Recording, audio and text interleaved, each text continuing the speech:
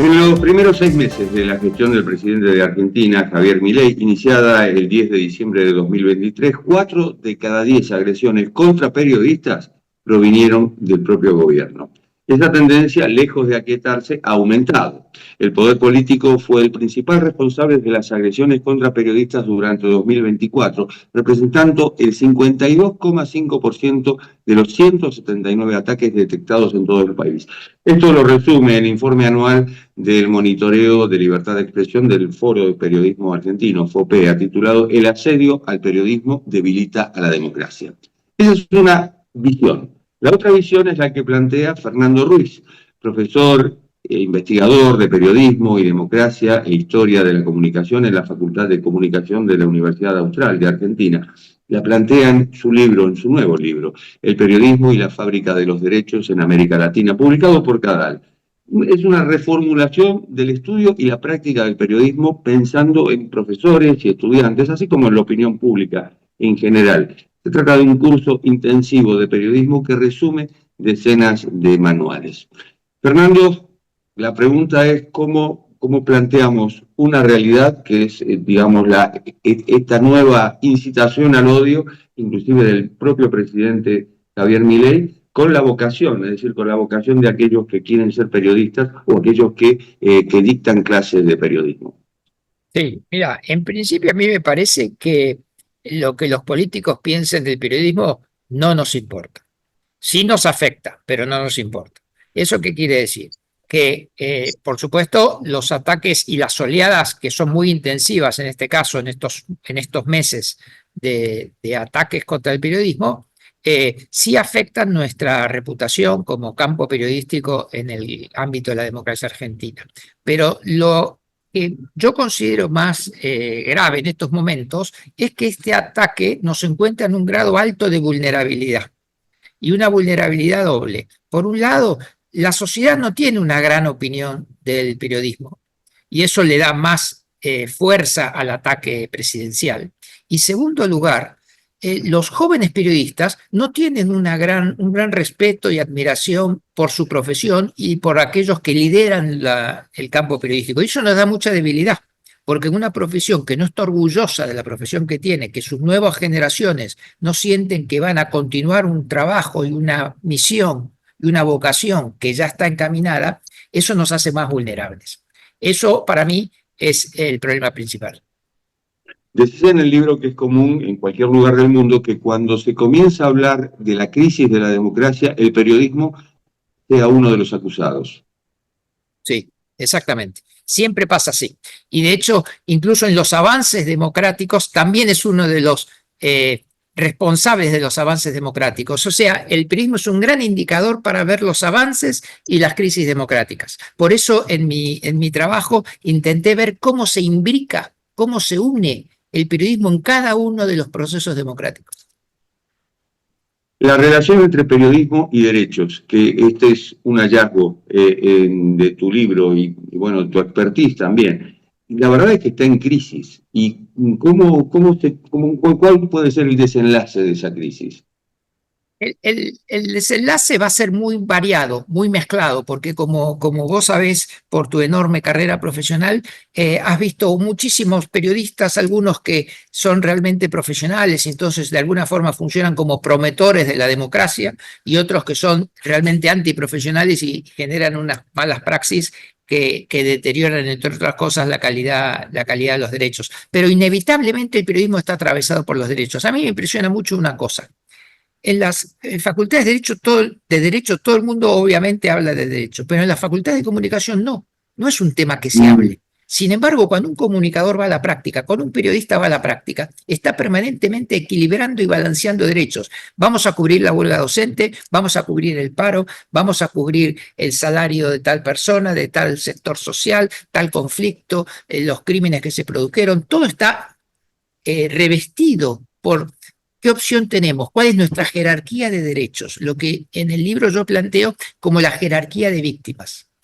Un medio se puede ordenar su línea editorial con una lista de víctimas jerarquizadas. Estas son las víctimas que más vamos a defender. Entonces vos puedes agarrar, por ejemplo, dos medios de la Argentina, Página 12 y La Nación, y vas a ver que las víctimas que prioriza uno son distintas a las víctimas que prioriza otro. La línea editorial se puede describir por la lista de víctimas que jerarquiza. Este es un punto que realmente me llamó la atención, la palabra victimización, porque normalmente el poder político se victimiza. Es decir, dice, bueno, el periodismo me ataca y miente y esto y aquello.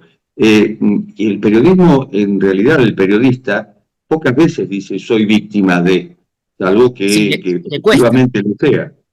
le cuesta. Cuesta mucho más. Vos y yo conocemos periodistas de toda América Latina que sufren permanentemente persecuciones, agresiones, amenazas, y les cuesta muchísimo el proceso de victimización porque no quieren ponerse en el centro, no quieren ser el centro de la noticia.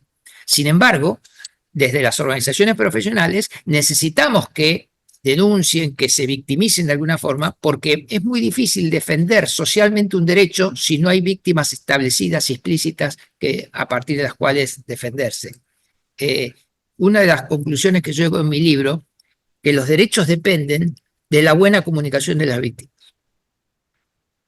La buena comunicación, y hablando de comunicación, ¿cómo se maneja este fenómeno de los ejércitos de influencers y trolls que de pronto toman la palabra del poder o ellos mismos expresan su propia opinión sobre tal o cual periodista y el poder los replica?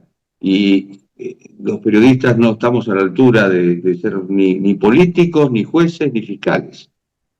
Y sí, son ejércitos amplificadores que promueven un pánico moral a veces contra personas, contra periodistas, y eso claramente debilita mucho, pero como decía al arranque, nuestra relación como periodistas con la sociedad tiene que ser más trabajada.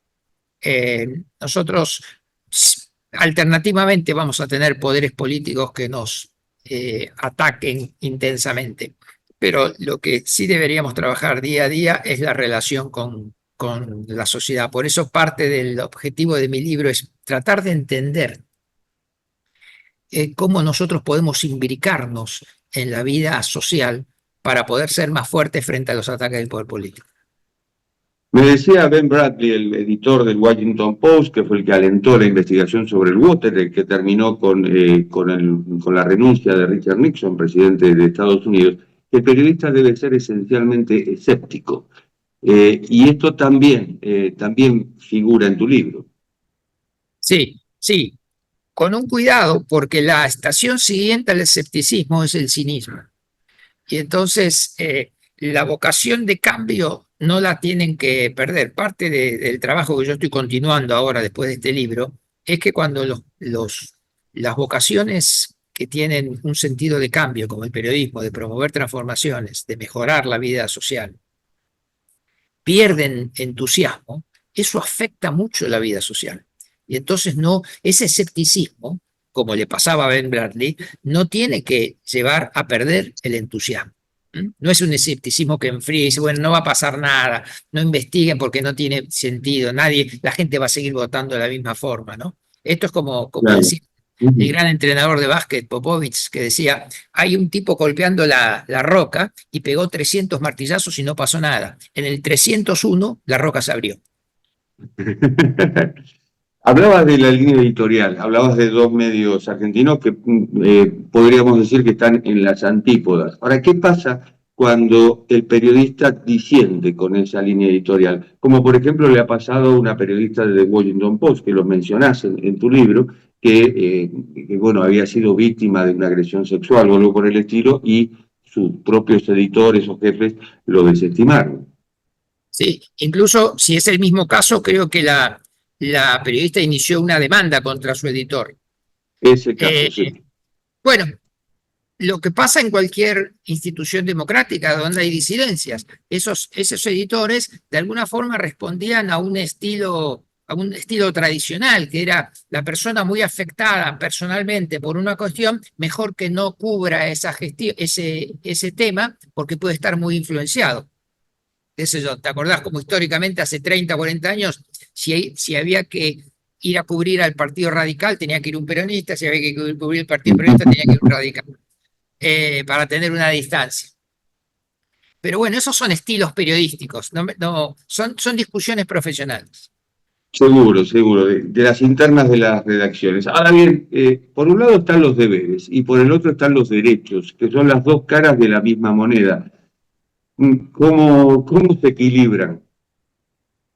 Bueno, siempre los derechos hay que equilibrarlos con los deberes, porque por eso yo siempre digo que, no es que lo digo yo, lo leí y lo repito, ¿no? Un periodista orientado a derechos es un periodista orientado a deberes, porque el respeto a la libertad de prensa significa que el resto de la sociedad tiene que respetar los derechos de ese periodista. El respeto a la vida individual de una persona tiene que ser respetada por los otros. O sea, el deber nuestro es respetar los derechos de los otros. Entonces siempre es una contracara que el discurso público siempre hace énfasis en los derechos. Pero incluso la Declaración Francesa de los Derechos Humanos es declaración de deberes y derechos del ciudadano. Deberes y derechos. Después quedó solo la palabra derechos, pero siempre que estamos hablando de derechos, estamos hablando de deberes. Los deberes que tiene que tener todo periodista. De todos modos, en este manual, porque el libro es realmente un manual, sintetizas decenas de manuales, es decir, todo aquello que fuimos aprendiendo, tanto en la teoría como en la práctica, está sintetizado en este libro. Frente a algo que decís al comienzo, y es, bueno, la cosa no está tan mal porque están apareciendo nuevos medios que uno puede crear en su propia casa, digamos, y yo no sé hasta qué punto estos medios, el streaming y demás, son realmente válidos como los medios tradicionales. Bueno, como cada vez, vos te acordás que en el anterior libro yo analizaba las 6 plataformas que hubo en los 200 años del periodismo en América Latina. Y cada nueva plataforma, pasar de la prensa a la radio, de la radio a la tele, de la tele a Internet, y los cambios que están produciéndose ahora, genera una desarticulación, donde el periodismo profesional queda bastante en la anterior plataforma, no en la nueva, y tarda un poquito en llegar a la nueva plataforma. Entonces, la nueva plataforma tiene mucho alcance, mucha llegada, pero poco periodismo profesional en la primera etapa. Después empieza a llegar el periodismo profesional a esa nueva plataforma y ahí se mejora muchísimo la praxis periodística. ¿Qué llama periodismo profesional? Porque hoy realmente tenés una formación académica, pero no tenés la escuelita de la redacción como la tenías antes en los diarios Claro, tradicionales. claro, claro, claro. No me estoy refiriendo a periodismo con título, me estoy refiriendo a periodismo con método. Un método riguroso, método de selección, de verificación, de trabajar para la verdad. Pero en absoluto estoy hablando de periodismo con título. Hay muchísimos grandes periodistas que no tienen título y muchísimos analfabetos que salieron de la facultad. Y eso es cierto. El rigor es algo interesante. Hoy vivimos a golpes de tweet y ya no tenemos casi acceso a la fuente, sino que fulano dijo tal en X, el otro fulano refutó tal cosa en X, y nos estamos convirtiendo en una suerte de caja de resonancia de las redes sociales. En lugar de ir a las fuentes como antes, 3 llamados telefónicos para confirmar si tal cosa es cierta o no. Sí, claramente. Pero bueno, como vos sabés, muchos periodistas lo siguen haciendo eh, y otros toman esos atajos y eso se tiende a ver en los resultados. Lo más triste es cuando la audiencia no distingue entre quien hizo todo el camino profesional y en quien no lo hizo, ¿no? Y está recibiendo en ese momento la información en vivo y está tirando una hipótesis, una versión que después se comprueba completamente falsa, pero ya la dijo a millones de personas. Y no hay modelos. ¿Cuál es el ideario del estudiante de periodismo hoy? Vos sos profesor y los tenés a mano a los estudiantes. Bueno, yo trato de ir mucho a los clásicos. Han salido muy buenos libros de grandes periodistas que han contado su experiencia de los últimos 30 años. Hay una especie de ola de libros de el último editor del Financial Times, el último editor de The Guardian, el último editor de Washington Post, de Marty Baron. experiencias de directores del mundo, del país, todo ese ethos profesional que hay que adaptarlo a las nuevas plataformas, pero sigue siendo válido. Como siempre, lo nuevo es una mezcla de lo que se está inventando ahora y de los valores y los principios clásicos. Fernando Ruiz, autor del Periodismo y la Fábrica de los Derechos en América Latina, publicado por CADAL, institución de la cual sos consejero. Muchísimas gracias. A vos, Jorge, un abrazo enorme.